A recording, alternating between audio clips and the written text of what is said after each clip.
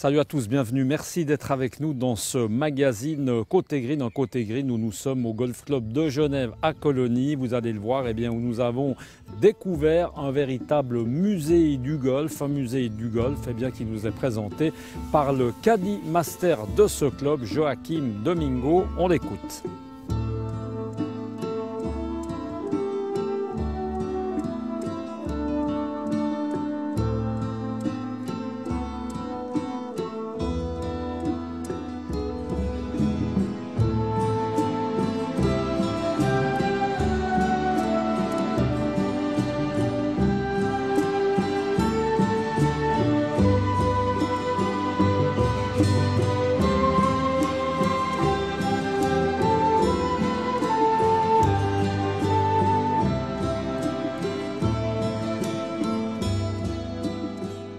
Comment est venue l'idée de collectionner en fait ces pièces? Ça a commencé par une pièce, deux pièces, trois pièces, progressivement. Après, vous vous êtes dit, tiens, finalement, je pourrais peut-être devenir collectionneur. C'était comme ça le début? Mais voilà, je suis arrivé il y a 3200 Caddy Master. Et là, je vu qu'il y avait tellement de vieux clubs et que les pros, quand on faisait la Rolex, pas Trophy, la Rolex, pas de Challenge Tour, mais la Rolex au début, il y avait beaucoup de pros qui s'intéressaient pour le persimmon de les années 50. Alors je me suis dit... Persimmon, c'est le bois. Hein. Le persimmon, c'est le bois. On l'appelle bois, mais on a toujours appelé bois, mais si maintenant le métal, on a dit toujours de bois. C'est ça. Voilà, et c'est toujours un persimmon, il s'intéressait beaucoup. Alors je me suis dit, bon, s'il s'intéresse, c'est parce que ça vaut la peine de le garder. Alors c'est pour ça que j'ai commencé à garder d'abord les persimmons, tout ce que c'est MacGregor, des années 50, 50-55. Et c'est comme ça qu'est venue l'idée. Il y a un entretien, si on regarde là par exemple ces bois-là, il faut entretenir régulièrement? À l'époque, oui.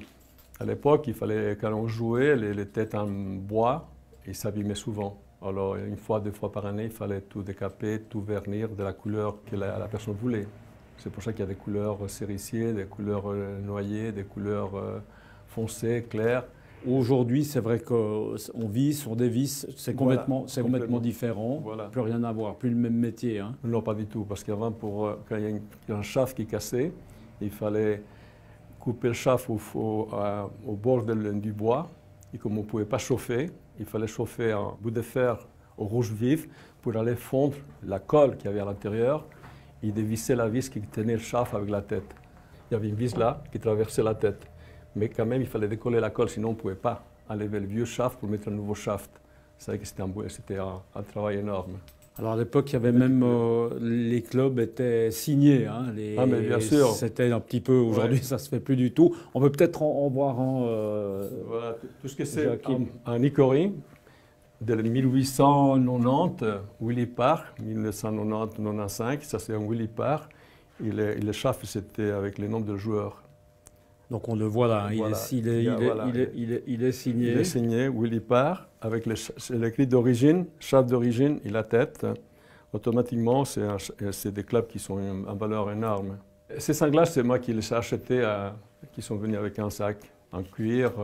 Si ça m'intéressait, je les ai achetés. Oui. Même Saint-Andrew s'y intéressait, non? Saint-Andrew, ils sont venus, le capitaine Saint-Andrew, il y a quelques années, il est venu pour voir si je pouvais les vendre. J'ai dit non, je ne les vends jamais. Ce sac, Joachim, a une certaine valeur lui aussi. Hein, c'est quelque chose de particulier, d'assez exceptionnel.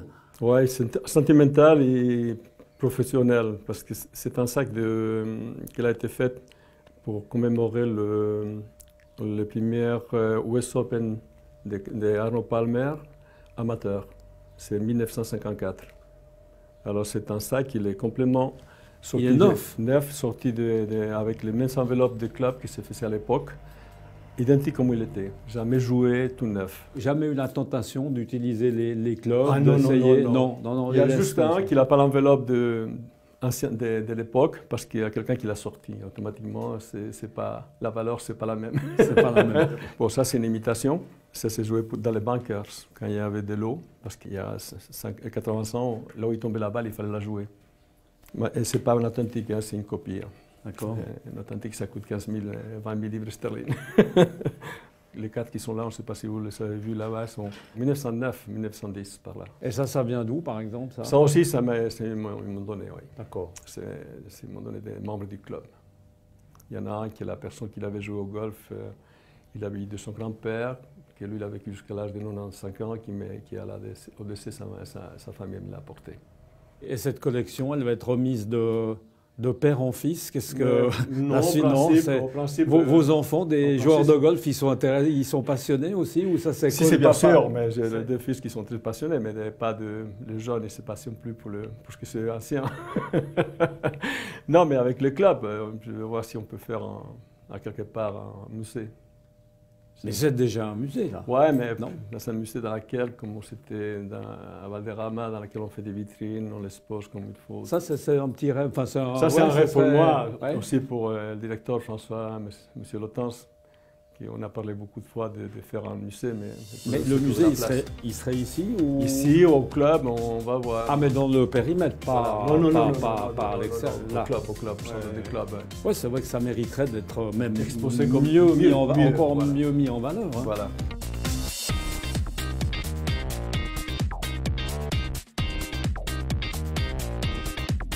Alors, en tout cas, un très bel endroit à découvrir si vous avez l'occasion de vous arrêter au Golf Club de Genève auprès du Caddy Master Joachim Domingo, bien qu'il n'est pas peu fier, et on peut le comprendre, de sa collection, de son véritable musée. En tout cas, le Caddy Master est bien animé par une véritable passion. Nous, on se retrouve le mois prochain pour parler de la petite balle blanche. À bientôt. Ciao.